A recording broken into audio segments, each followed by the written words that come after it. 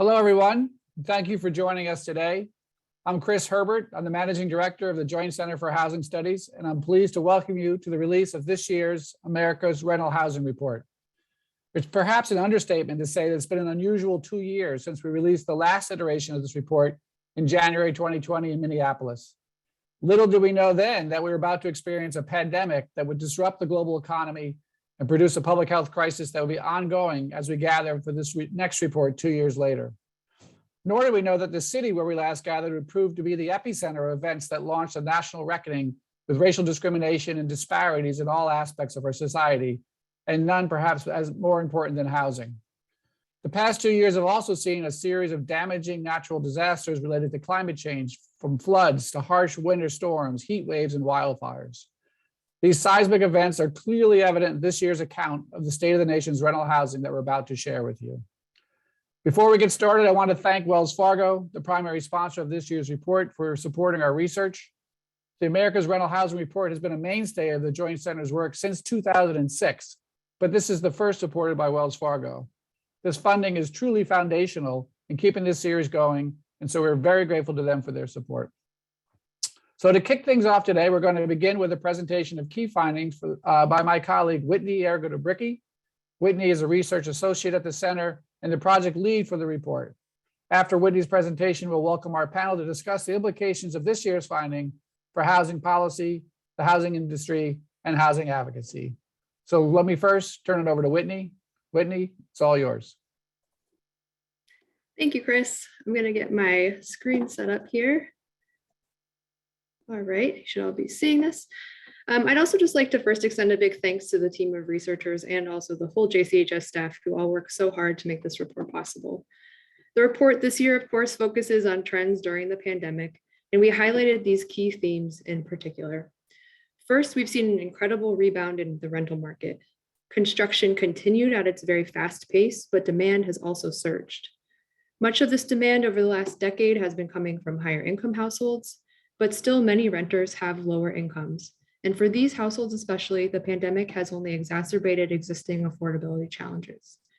In response, there have been unprecedented resources to stabilize renters during the pandemic, but the pandemic also points to the continued need for a reinforced housing safety net, and there are further longstanding rental housing challenges that also need to be addressed.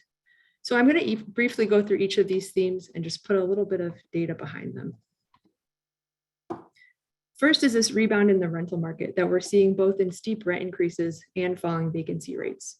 This chart is showing the annual change in rents for all professionally managed apartments shown in the shaded blue.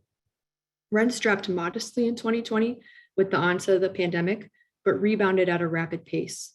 In the third quarter of 2021, rents rose 10.9%, which was the fastest increase in CoStar's 20-year data series. Higher quality apartments drove this trend. You can see that on the purple line on this chart. These apartments posted declines in 2020 and then accelerated to a 13.8% increase in the third quarter of 2021. But as you can also see on the chart, apartments of all quality have seen an uptick in rent growth through 2021. Even the lower quality segment in orange, which did not see any dip in rents, posted about a 4% increase in rents in the third quarter of last year. This increase in rents reflects a sharp tightening in rental markets. In the professionally managed sector, you can see in that light yellow shading that vacancies hit 6.9% in the last quarter of 2020, which was a 0.5 percentage point rise over the year before and a 10-year high for vacancies. We again, though, see the rapid change in conditions through 2021, with vacancies plummeting to just 4.6% in the sector. A lot of the movement here was in prime urban markets, shown on the upper orange line. These markets saw a swift drop in demand with the onset of the pandemic, but then saw equally quick tightening through 2021. The steep decline in vacancies came from a surge in demand last year. Multifamily and rental construction has been very strong in recent years. Construction data from the Census Bureau put the number of completions at more than 300,000 multifamily units annually over the last 6 years. This chart again shows the professionally managed sector. The purple line is newly completed units, and the orange line is the net change in occupied apartments, which you can think of as a change in demand. This shows that despite strong construction, the pent-up demand from the first year of the pandemic far outpaced supply in 2021. According to these data from RealPage, the net number of occupied apartments was up by more than 600,000 year over year in the third quarter of 2021. And like the rent and vacancy trends, this was another record-breaking level, this time in a series that goes back to the early 1990s. RealPage has found that renters moving into professionally managed apartments during the pandemic have higher incomes, and this reflects a broader trend in rental demand over the preceding 10 years. From 2009 to 2019, higher income households making at least $75,000 accounted for nearly 70% of total renter household growth. The number of higher income renters jumped to 11.3 million, as you can see on that far right yellow bar. And this increase means that higher income households made up 26% of renters in 2019. But as you can also see from the yellow bars toward the left of the chart, many renters continue to have lower incomes, under $30,000. While higher income households have accounted for most of the growth, about a third of renters still have these lower incomes. And lower income households have persistently faced affordability challenges, even in the decades before the pandemic began. In 2019, there were 20.4 million renter households who spent more than 30% of their incomes on rent and were cost burdened. The majority of these households had incomes under $30,000, and the cost burden rate for lower income households, which is shown on the top orange line of this chart, has remained above 75% since at least 2001. And because of longstanding discrimination in education, labor, and housing markets, Black households make up disproportionately large shares of these lower income and burdened households, only further contributing to racial inequities. In fact, the pandemic has only worsened the racial and socioeconomic inequities that existed in the preceding decades. Lower income and Black households were most likely to experience income losses and to ultimately fall behind on rent.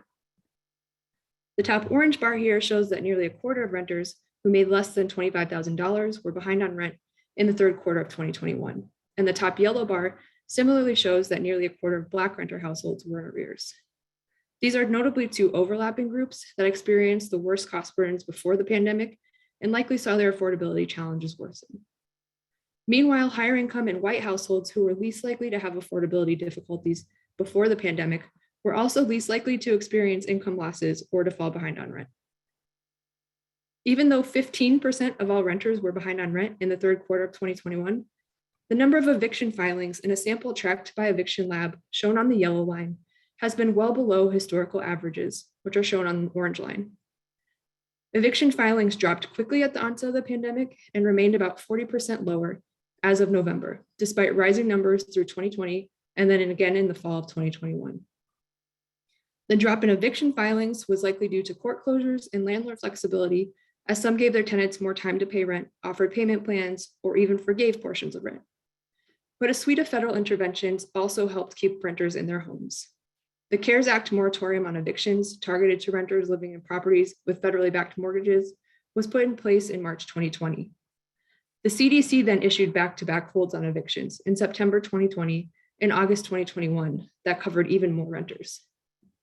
2 rounds of emergency rental assistance totaling more than $46 billion also became available in 2021 to specifically support households with rent and utility payments, marking an unprecedented level of emergency support that has to date helped households with more than 3 million payments. Before this money started flowing, income supports through stimulus checks and expanded unemployment insurance also helped renters pay their bills and likely kept some households from missing rent. The report also highlights several other longstanding policy needs. First, the pandemic has only underscored the importance of safe, affordable housing as the foundation for health and well-being. The unprecedented levels of emergency rental assistance currently flowing have highlighted that a reinforced housing safety net is both possible and necessary. Further investments in affordable housing programs and in preserving the low rent stock from all levels of government can help ensure that the lowest income renters have an affordable place to live. At the same time, there are many other housing challenges that policy and planning can address. One approach that has gotten significant attention lately is changing zoning to reduce the barriers to multifamily construction, which can lead to more rental options in a variety of neighborhoods. Additionally, in 2019, 7.2 million renter households were headed by a person aged 65 and over, and that number is only expected to soar by more than 4 million over the next 2 decades, making the accessibility of the stock an urgent priority. There's also a need to reduce the carbon footprint of rental housing. Along with providing environmental benefits, investing in energy efficiency retrofits would enhance rental housing quality while reducing utility costs for tenants. And finally, 40% of the nation's rental stock is located in areas with at least moderate risk of annual losses from natural hazards. Investments are needed to fortify the stock from loss and to help renters who endure major weather and climate-related events. So these are just a few of the key themes and policy needs that we discussed in the report. And now I know we're all looking forward to hearing from the panelists on these topics. So with that, I'm going to turn it over to Jerusalem Demsas. Thank you very much. Thank you so much, Whitney. Before we get started, I'd like to briefly introduce our panelists, all of whom can turn on their cameras. First, joining us today is Chris Herbert. He is the Managing Director of the Joint Center for Housing Studies. Also joining us is Peggy Bailey, the Senior Advisor of Rental Assistance in the Office of the Secretary at the U.S. Department of Housing and Urban Development. We also have Calvin Gladney, who is the President and CEO of Smart Growth America. And finally with us today is Kara McShane, Head of Commercial Real Estate at Wells Fargo. Thank you all of you for being here today, and those watching on Zoom can join the conversation on Twitter with the hashtag Harvard Housing Report. We may even take a few of your Twitter questions later in the hour. So I'm going to start with you, Chris. As we saw in Whitney's presentation, the big story this year is the way that the rental market came surging back after the first year of the pandemic. But that boom left a lot of people behind. Who's feeling great about the strength of the rental market and who is feeling the challenges? Well, I think, for Whitney's presentation, the folks who are feeling the strength of the market in particular are people in the professionally managed apartment sector. The increase in rents over the last year, the decline in vacancies have really put them in a very good financial position. It's a very strong rental market, particularly at the upper end of the market. Developers, multifamily developers are also feeling good. We're building more multifamily housing than we have at any time since the 1980s. And so there's a lot of strength in the market that's really benefiting a lot of folks on the supply side. I do want to say, though, or point out that there are landlords, too, who are still feeling the pinch of the pandemic, reflecting the fact that renters aren't out of the woods yet. Still, 15% of renters are behind on rent. That's predominantly affecting people with lower incomes and people of color. And so landlords in this segment of the market are also still feeling the pinch. So it's not the case that landlords across the board are feeling that strength in the market as well. But I will say that people who are experiencing the downside of this strong market are essentially renters across the board, as we're seeing rent increases that are really just striking, not just at the professionally managed level, but at the moderate price level and continuing at the low end as well. Obviously, that pain or that difficulty is most challenging for those with the lowest incomes who, even in good times, are struggling to make rent, and particularly for people of color. I mean, the report clearly documents that people of color were disproportionately impacted by the pandemic and losing income. They were disproportionately impacted in their challenge in making rent. And so there's still a lot of challenges in the market as well. Yeah, and one of the things that the report obviously brings up is the federal assistance played a huge role in making sure that folks were able to stay in their homes. So Peggy, I'm not sure if you're able to speak to, like, given that we're not likely to see that level of federal assistance in the future, but we're still seeing a lot of these increasing rates of increasing rents. I guess what do you see as the path forward for providing assistance to very low income renters who are going to be struggling to make rent in the future? Thanks, Jerusalem, and thank you to the Joint Center for having me here today. I really do want to make sure that we lean into Whitney's first point about the policy considerations that we have to make.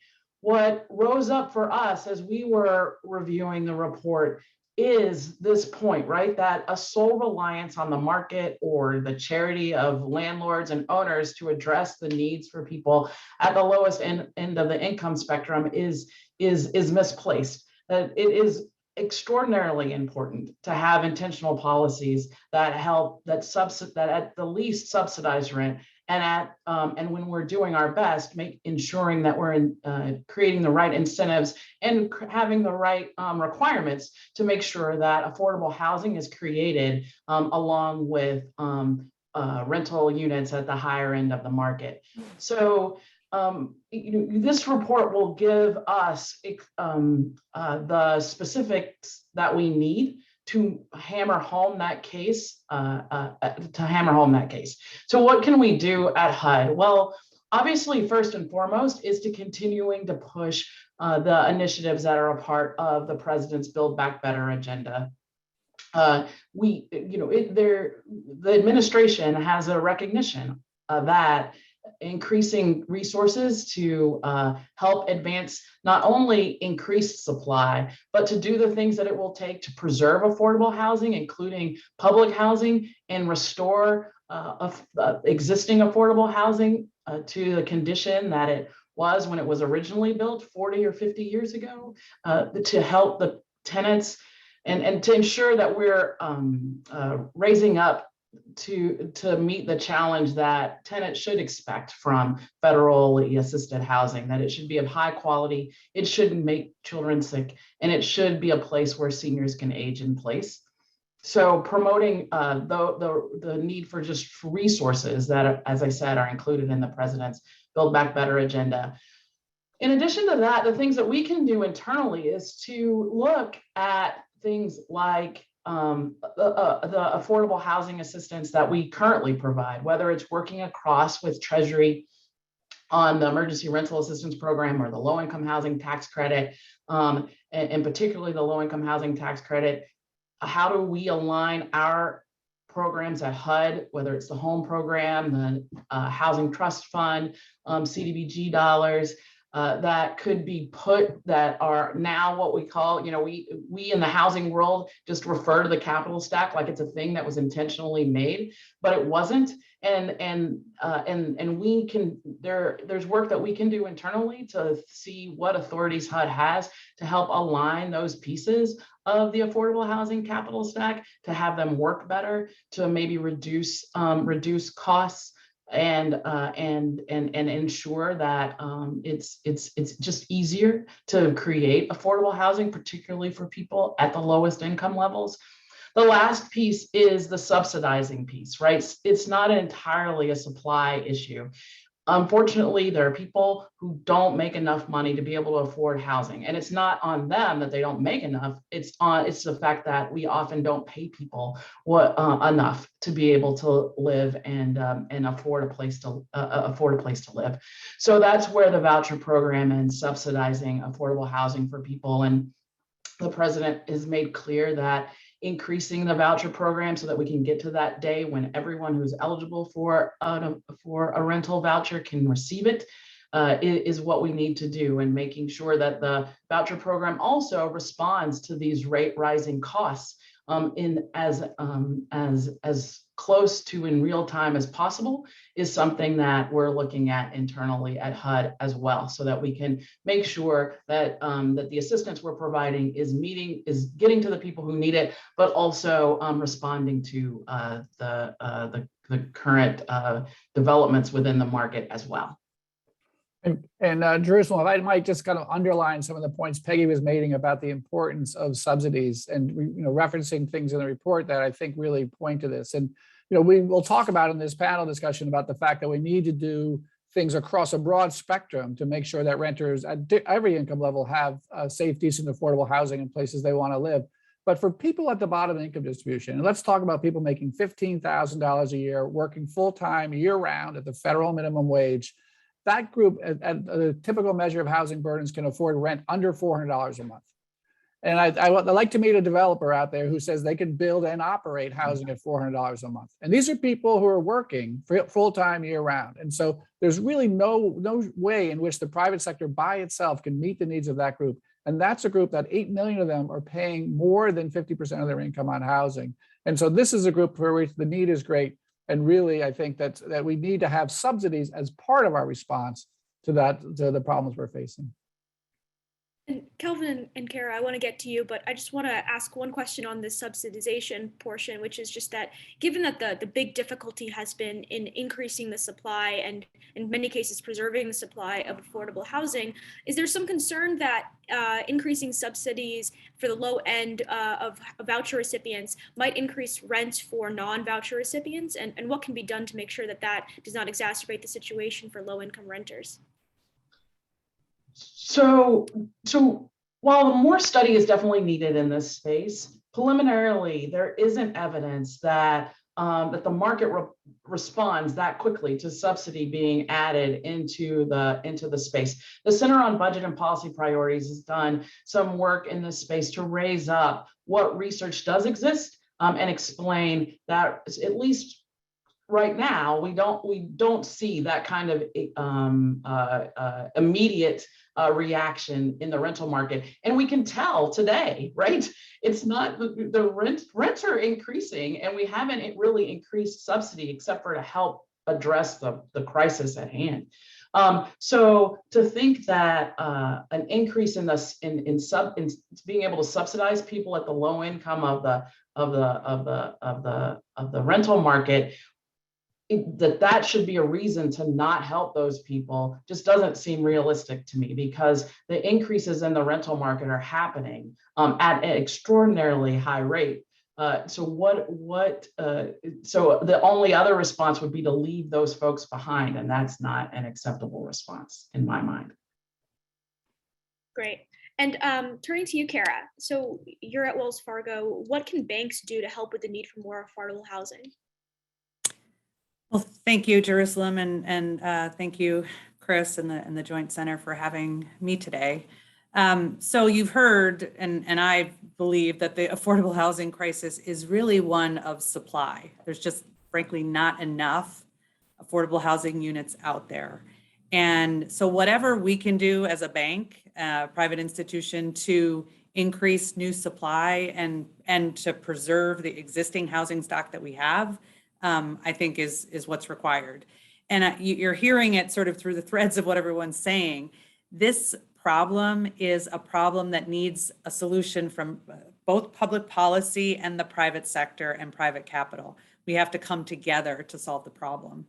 And so, my institution, Wells Fargo, has had a long history of being a leader in the affordable housing industry.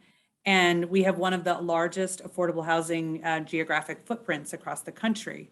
So one of the things that I think that we do that I'm really proud of is I run the commercial real estate business, but inside of commercial real estate, we've got a business called Community Lending and Investment.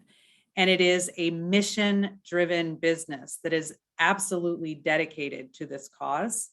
And you can see our dedication year in and year out in the amount of capital that we provide to the space. So if I look at 2021 alone, and we're doing everything from LIHTC or low income housing tax credit investing, on the equity side, we're doing debt, meaning we're lending to the GSEs, Freddie and Fannie and FHA, put all of that together. And my team alone committed almost $8 billion in capital in 2021 to either develop or maintain close to 44,000 affordable housing units. And so we're just one bank, right? And so there are banks all across the country that can contribute to this issue. And it's not just the debt and equity that we're providing, but we're also we provide patient capital to CDFIs, which are community development financial institutions. And that's really targeting areas that are underserved by banks. And so that's not a profitable business for us, right? That's a mission-driven business for us. And so all of that is something I think that we do, along with we have the Wells Fargo Foundation, which has committed $1 billion, I think, through 2025, a philanthropic commitment to promoting and preserving affordable housing. So if you look at what just one institution is doing, it's great. I'm super proud of it. It's something I care deeply about.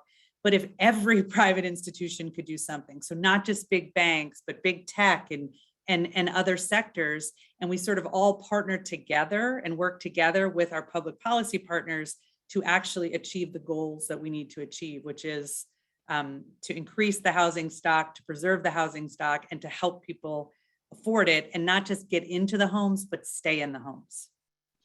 Jerusalem, could I add a point too of ways that we partner as well that I didn't mention that, Kara, you may want to pick up on is also one of the things that the report points out is the pressure, the lack of affordable home ownership options right? That's also putting pressure at the top end of the rental market. That's not allowing people to move in, or even in the middle piece of the income of the rental market, right?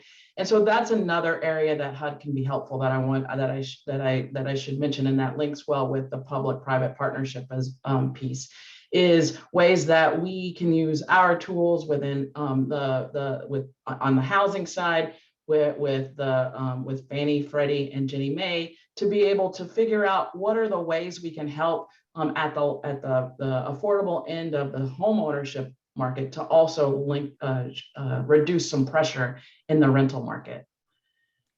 I couldn't agree with you more. That is something that actually gets a lot more public attention. What Wells Fargo does in the homeownership space and promoting affordable housing, getting people into homes and to be able to own homes, and that helps relieve pressure on the renter community, which is really the area that I'm focused in. But we do a tremendous amount across the institution year in and year out with that goal in mind. So it is absolutely a part of the equation, because it's one rung in the ladder that relieves some pressure in the rental community. And turning to you, Calvin. So the report has some pretty staggering data about the vulnerability of the U.S. rental housing stock to natural disasters. Some 40% of the stock is at risk of annual losses. How can we address this problem to keep renters and their homes safe from threats caused by climate change? You leave me with the easy question, huh? So, well, thanks for that question, Jerusalem, and obviously thank Chris and the Joint Center for having me. It's kind of hard to follow Peggy and Kara on this particular question because they've talked a lot about things we should do. I'm going to talk a little bit about some things we should stop doing. So first, this might sound a little caustic, we need to stop doing dumb things. That's one. And two, we need to start fighting the rules, not the referees or the players. And then three, we need to track and score the things we think are important if we actually want to, as Peggy talked about earlier, be intentional about the outcomes we're going to get. So if we're trying to fight renters being sort of front and center in issues of climate change, we got to stop doing some of the things that we know are dumb if this is the problem. And I'll be an equal opportunist both in the private and the public sector in this one.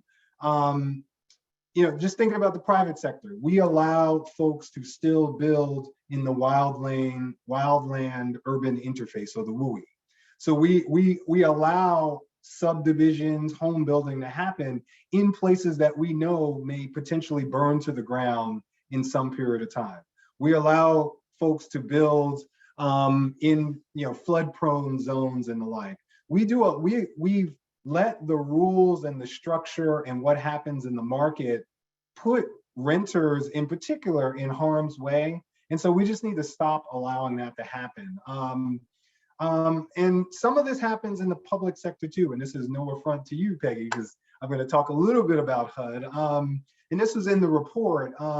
It said that there were a certain percentage of rental housing that's actually of high risk of these climate change inspired issues.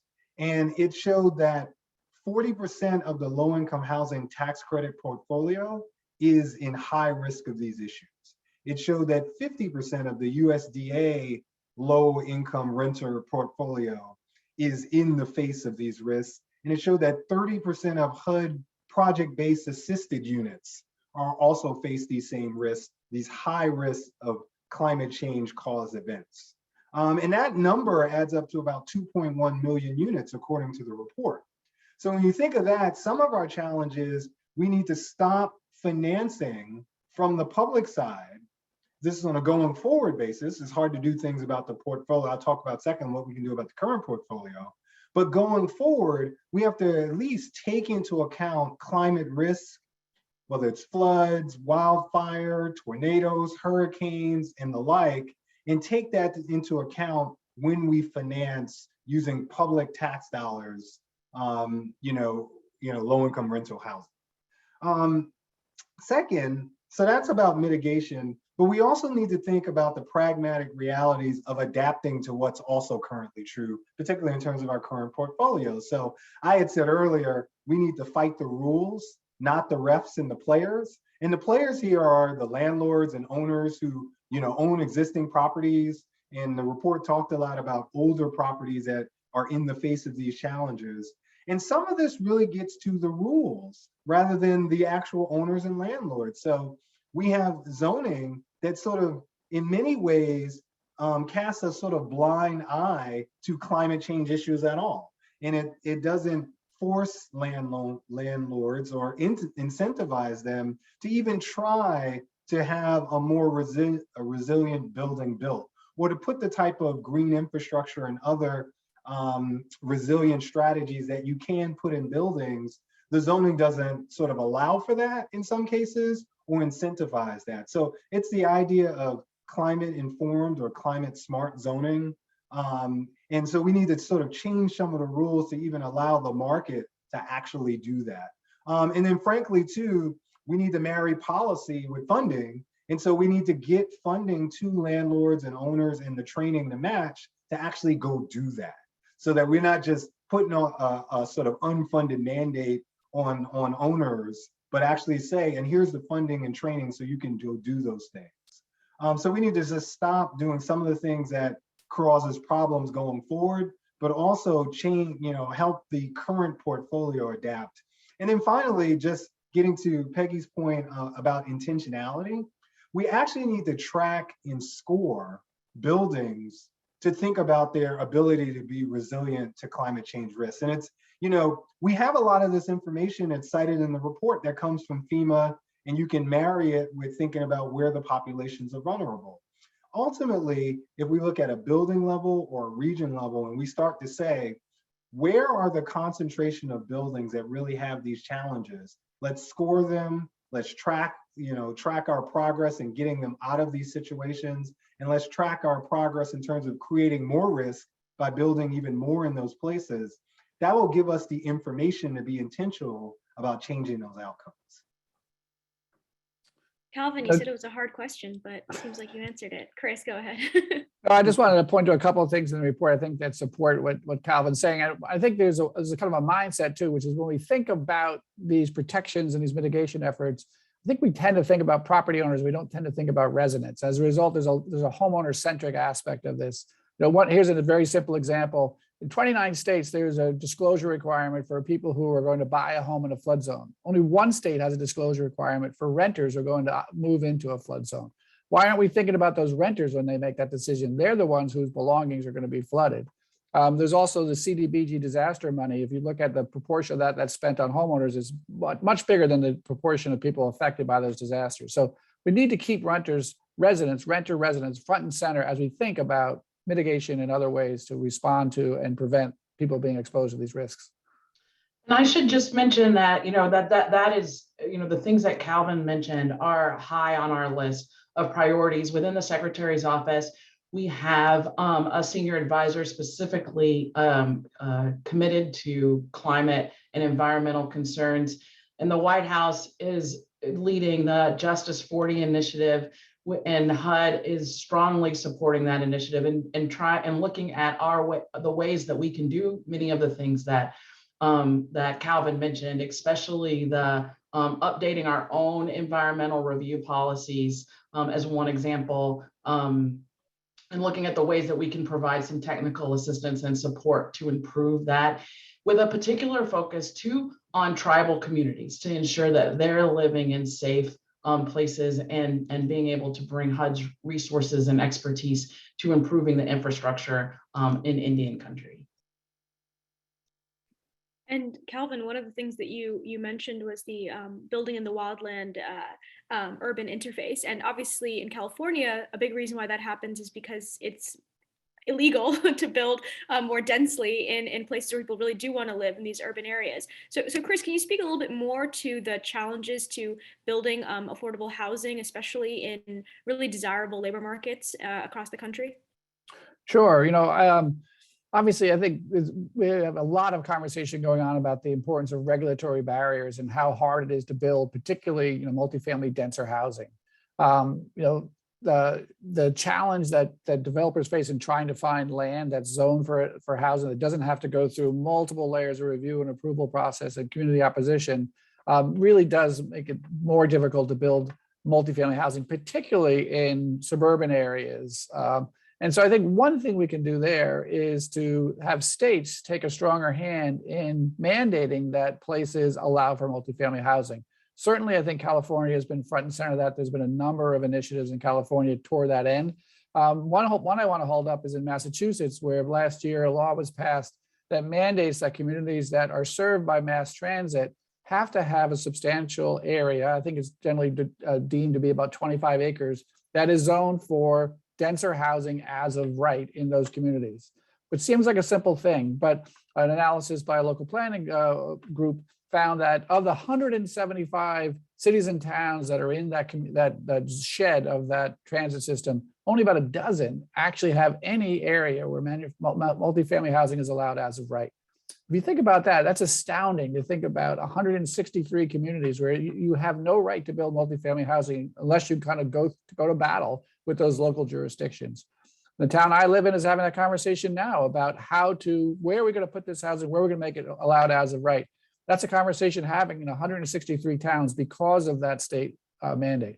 So I think that's a really important piece of this is we need to make it more possible to build multifamily housing in a broader range of communities. But I do want to also caution that I think it can be all too simple to say regulatory barriers are the problem, we'll solve that and we're done.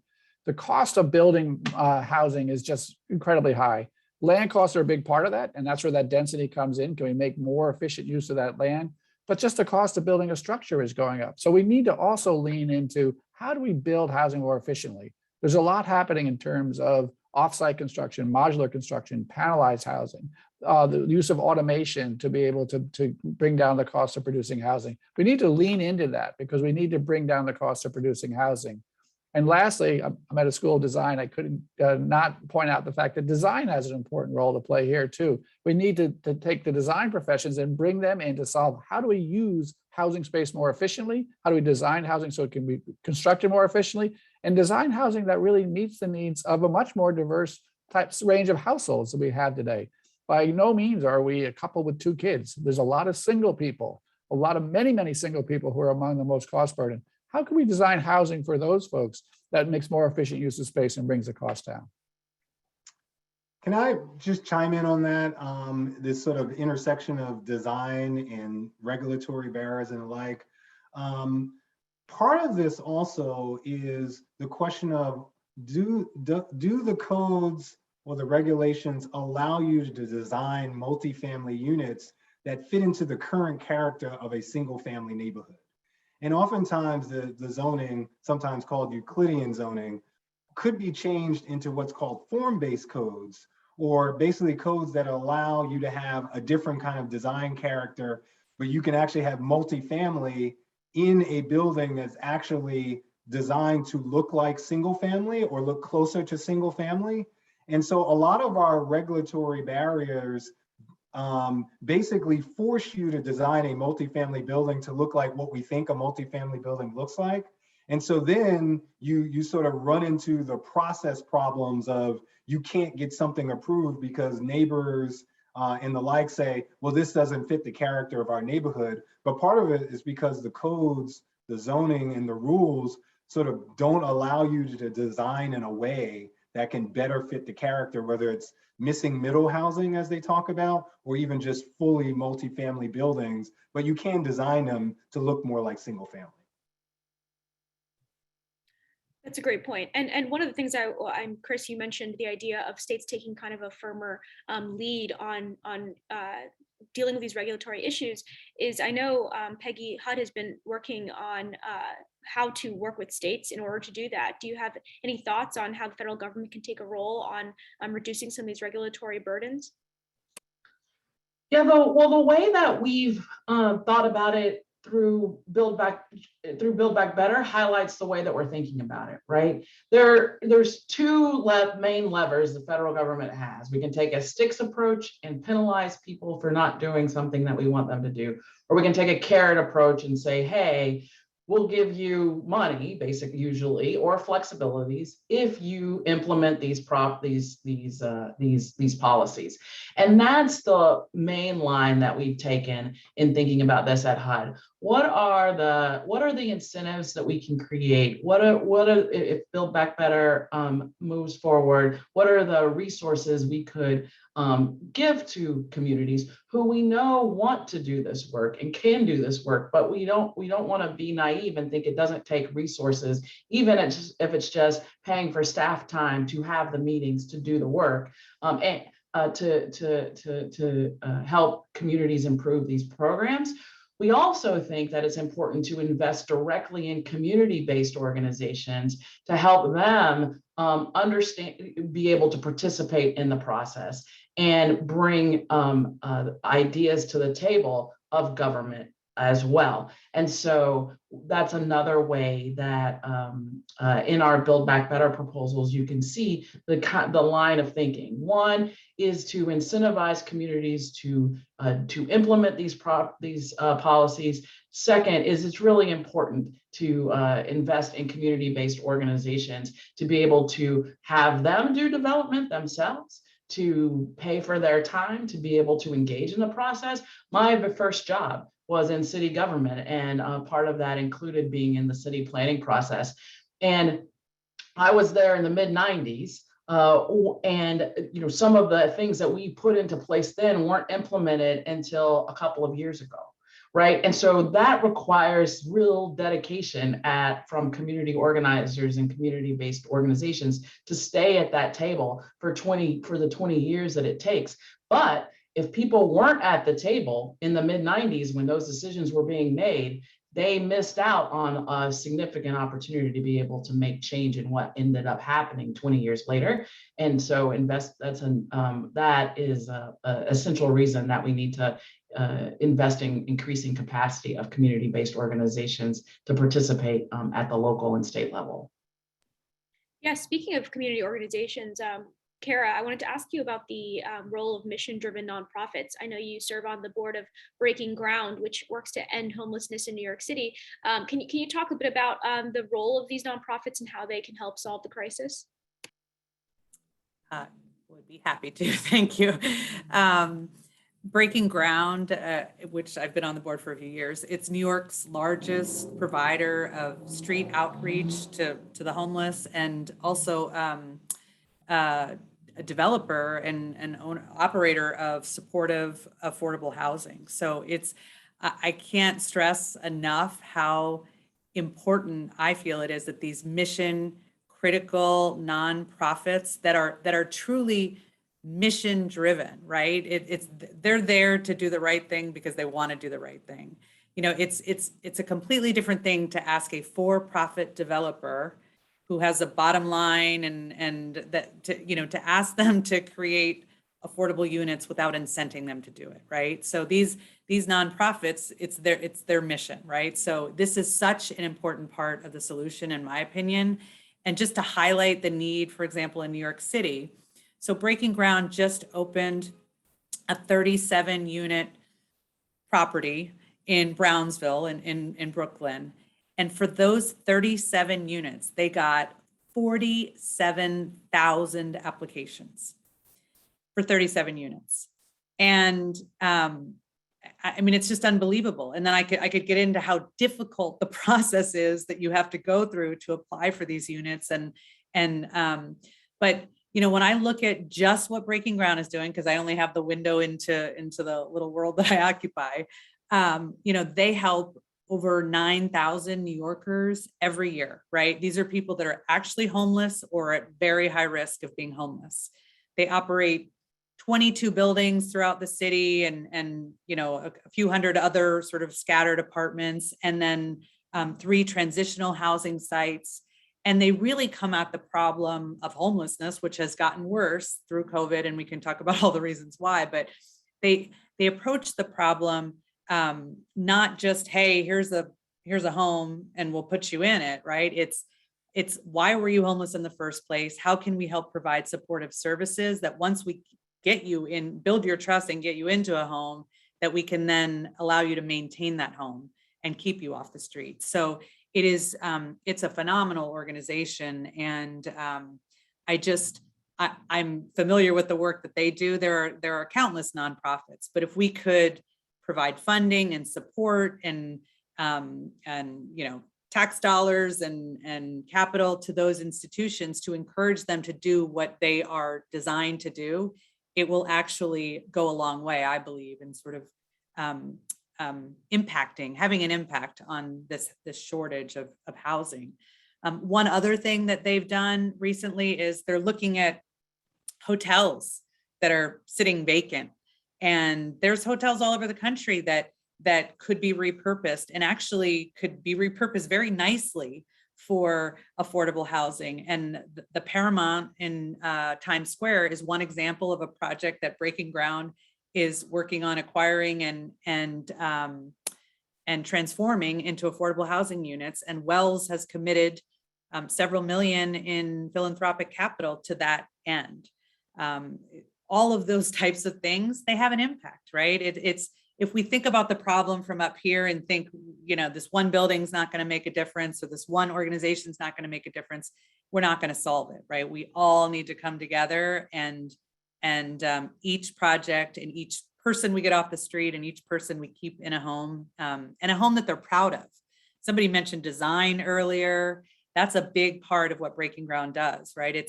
You wouldn't walk by one of their buildings and think this is a homeless shelter or this is where low income people live. It's not what it is, right? They try very hard to make it look really nice and to make it a place that the people who live there are proud to live there. So it's a fantastic organization. Thanks for the question. Jerusalem, if I might, I think one of our mantras in our reports is always that these problems we're dealing with are really thorny, and they're going to take the participation of the public sector, the private sector, and the nonprofit civic sector in solving them. And one reason why the nonprofit sector is so important is, in part, I think Kara's been reflecting all this, is their expertise in service delivery. But I just want to really raise up their importance too in terms of providing a connection with and a voice for the community. We can't fashion these solutions without, and then this is Kara's answer is a perfect example of this, of being not mindful, informed and speak to the experience of people experiencing these issues to be able to craft solutions that really address them. And that nonprofit role, I think, is really critical in bringing that voice in. So Chris was much more articulate in saying what I was trying to say. So thank you. Well, one of the things that I think this discussion brings up is something, Calvin, that you were talking about before we actually started this call around the stigma of renting. And, a lot of federal programs, state programs are really oriented around increasing homeownership. And Peggy, you've discussed, of course, the ways that they can help alleviate pressure in the rental market as well. But Calvin, can you speak a little bit to why it's important to deal with the idea that renting can't be a reasonable long-term financial choice for some people, and how that kind of impacts this conversation?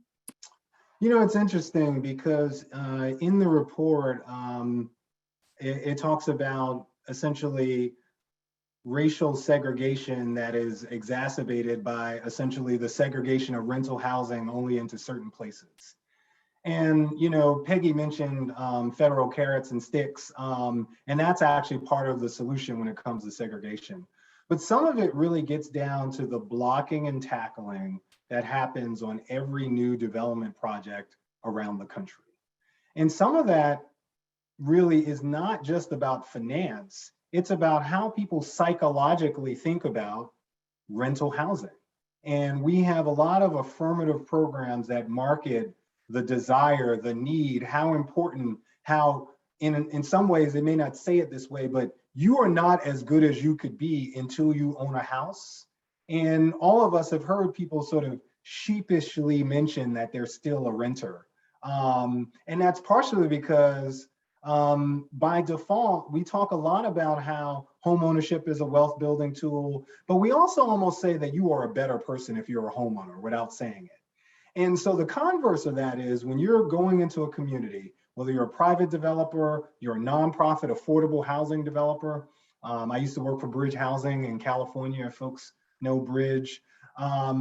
If you're that developer or investor trying to bring affordability to a neighborhood, you're not just fighting the cost of construction that Chris talked about earlier. You're not just fighting, the challenges you have just to get the building built. You're fighting a basic perception. You're bringing down the character and quality of a neighborhood by bringing rental housing there, even before you get to the question of low income. People have a problem with multifamily buildings, and some of that we've sort of wrought that perspective. So we can, I would say, actually have a campaign that talks about the positive values of clean, safe, multifamily and multifamily affordable housing. That will go a long way to speaking directly to the NIMBYs, speaking directly to all of those development processes where people get to have input. And sometimes they're just fighting against rental because they, for a variety of reasons, are anti-rental. And I think that can get to that can be a piece of the puzzle in these larger challenges that force rental housing to only be in certain places, which puts them disproportionately in climate risk, that puts them disproportionately away from economic opportunity. And if we fight that stigma, it will start that process going in the other direction. Yeah, it's very clear that like power plants and other environmental hazards, people view multifamily housing as a hazard in and of itself. So that's a major problem. And then one question I wanted to get both from Peggy and from Chris is there's this part of the report that talks about a fully funded permanent housing safety net. And obviously I know Treasury has kind of been taking the forefront on administering the specific rental aid, but is there any conversation about either keeping some of that infrastructure in place after the aid has been dispersed in order to make sure that in the future when there's rental aid that needs to be distributed, it's easier to reach renters and landlords who are going to need to take part in those kinds of programs? Or are there other kinds of programs that we think that we could be putting up to make sure that in the future it doesn't take several months to find at-risk renters? Absolutely. So Jerusalem, yes. So I think dividing it into two buckets, right?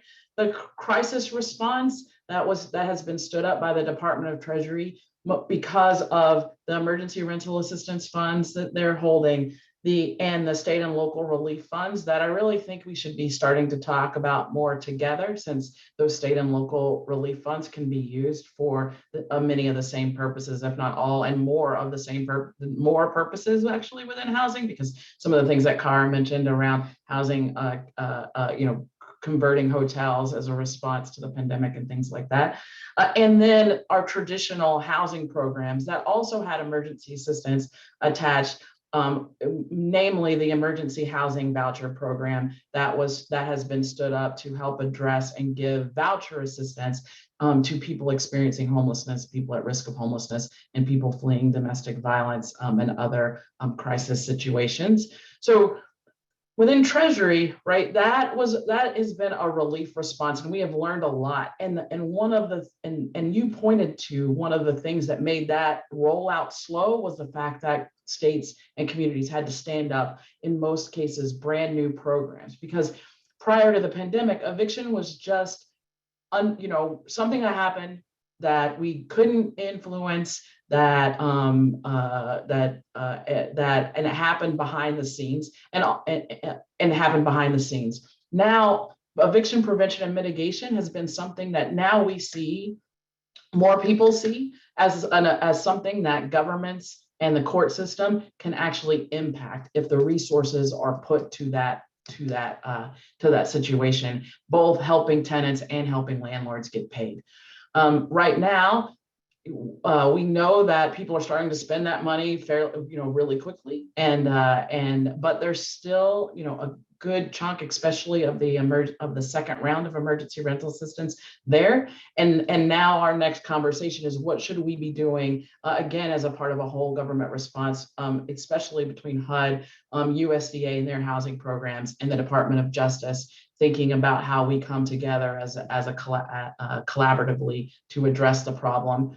But then in the voucher space, we've learned a lot initially through the emergency housing voucher program. Many, especially of the small and mid-sized communities that receive vouchers, have used them very quickly. We have a dashboard that shows that utilization. The big number can look small because some of the bigger places have been slower, but we've showed not only what having the voucher itself can do, but having the right resources come to the housing authority to be able to do, as Chris said, right, help people get housing, but do proactive outreach to landlords and bring the services component to people to support them in their housing. It's amazing what we can do when when things are properly resourced. So we're learning lessons from that we can now bring to either policy proposals for the larger voucher program or things within HUD's authority to be able to do moving forward. And so that and I think that's just a key piece, right? The subsidy piece is critically important. In the in the example that Kara mentioned, it is a great there. It's great in New York, and it's important to know that subsidies are layered on to many of the projects that she talked about in order to help with the ongoing operating costs that people face. But we know we can't charge them rents that are high enough to be able to do that. And so that's how we're really thinking about the subsidy piece of this equation. I just briefly, I think Peggy framed it really well. And there's kind of two pieces of this. There's a kind of permanent housing assistance for people who need it all the time. And then there's this emergency assistance for people who are subject to the vicissitudes of life. The pandemic has highlighted the fact that having stable, secure housing is so important to well-being. And that's not just true during a pandemic, it's true all the time. And it's also highlighted the fact that stuff happens, and stuff happens not just during a pandemic, but all the time. And so that we can make a small investment in emergency rental assistance to keep people in their housing, to avoid all that disruptions that happens to them if they get displaced. And at the same time, actually help those landlords who are going to be disrupted by the fact that those tenants can't pay, and if that unit then becomes vacant for a time. So this is helping not just the tenant, it's helping the housing system to keep stable, secure, decent housing. But in terms of the permanent subsidies, I think what people who had that assistance during the pandemic were much more inoculated against being faced by the throes of the economic crisis. In this country right now, if you make less than 50% of area median income, most places you're eligible for rental subsidies. That doesn't mean you get it. It's not an entitlement program. In fact, only about 1 in 4 people get it. Why is that? And it's only because we don't fund it enough to people we deem should be eligible for this to get it. And in the report, we do a simple back of the envelope calculation that says if we take all those people who are cost burdened, look at how much more they're spending on housing than what it would cost them to spend to pay just 30% of their income, how much is that? And it turns out for all renters, it's about 11 billion. For the lowest income renters, it's about 8 billion. Now, $8 billion isn't peanuts, but if you think about the nature of that housing problem, that's something that we as a country can afford. Now, mind you, the bill would probably be higher. It's going to be higher because we have to make sure people have decent housing and not just the housing they're in because that's all they can afford. And we have to actually administer the program. But this is not a number that's without our reach. So I think the pandemic has highlighted the fact that housing is so important. And it's not just during crisis that we need to do something about it. Well, I could keep talking about this for hours, and there's so much to dig into on this report, but I think we'll have to leave it there for time. The full report is available on the Joint Center for Housing Studies' website, so definitely check it out. I'm sure I'll be using it in my reporting. There are tons of interactive maps and data and tools. But thank you again to Chris, Whitney, and to all of our panelists, and everyone, please enjoy the rest of your day. Thank you. Thank you.